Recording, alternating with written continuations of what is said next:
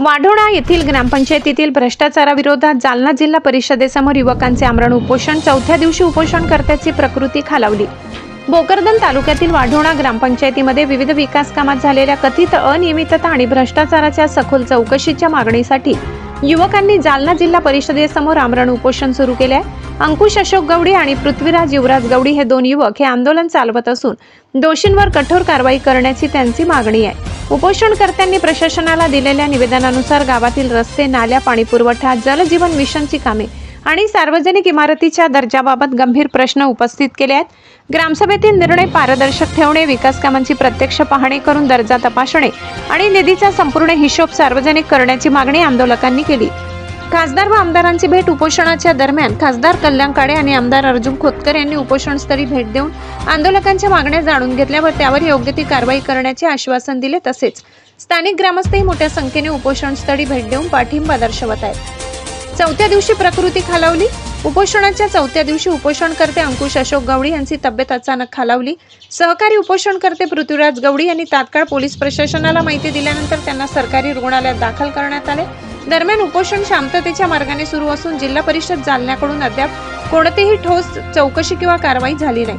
प्रशासनाने तातडीने दखल न घेतल्यास आंदोलन अधिक तीव्र करण्याचा इशारा ग्रामस्थांनी दिलाय. या प्रसंगी या तरुणांनी दिला आहे. मला सांग, तुम्ही आम्हाला उपोषणाला बसले जिल्हा परिषद समोर, काय मागणी, काय नाव? माझं नाव अंकुश अशोक गवळी. माझं आंदोलन उपोषण हे ग्रामपंचायतच्या भ्रष्टाचाराविरोधात आहे. या अगोदर किती दिवस आम्ही पंचायत समितीला आणि ग्रामसेवक साहेबांना सुद्धा पत्रव्यवहार केला, पण त्याच्यावर काही प्रतिक्रिया नाही दिली, त्याने उत्तरच नाही दिले. आणि जिल्हा परिषदला सुद्धा या अगोदर भरपूर पत्रव्यवहार केला, पण त्यांनी सुद्धा काही उत्तर नाही दिले. त्याच्यामुळे आम्हाला एक ठोस पाऊल उचलावं लागलं आमरणाने त्या उपोषणाचं. काय काय किती ग्रामपंचायत आहे, काय प्रकार आहे, समजून सांगा. ग्रामपंचायत वाढोणा, तालुका भोकरदन, जिल्हा जालना. ग्रामपंचायतला जो पण काही निधी येतो तुम्ही बघू शकता. तिथं प्राथमिक शाळा आहे, त्या शाळेची अशी अवस्था आहे, त्या शाळेला भरपूर निधी आलेला आहे अगोदर पण, आणि अवस्था बघू शकता तुम्ही. एकदम हा वाढता घनकचरा आहे, एवढा घनकचरा आहे. लाखो रुपये या घनकचऱ्याच्या व्यवस्थापनावर खर्च झालेला आहे. त्यांनी याचंही त्यांनी व्यवस्थापन केलेलं नाही. मला तर वाटतं त्यांना घनकचरा व्यवस्थापन हा विषयच माहिती नाहीये ग्रामपंचायत वाढवण्याला. आणि वर्गखोल्यांची अवस्था तुम्ही बघू शकता. एवढी घाण आहे. मी ती लाईव्ह जाऊन आलोय. एवढी घाण आहे, एकदम विचित्र. आणि हे शाळेचा पाठीमागचा भाग आहे. पाठीमागच्या भागामधून तुम्ही बघू शकता, या खिडकीतून पावसाचं पाणी शिरू राहिलं. ही भिंत आहे. या भिंतीमुळे ते पाणी पावसात शिरलं, पण ग्रामपंचायत याच्याकडे सुद्धा दुर्लक्ष आहे. या पावसामुळे विद्यार्थ्यांना खूप त्रास होऊ राहिला.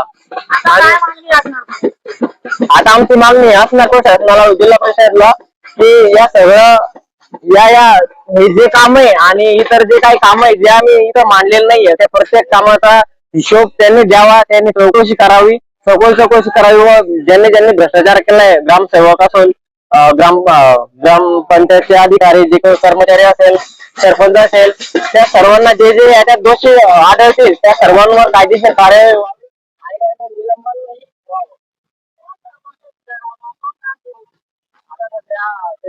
सरपंच आहे आणि ग्रामसेवक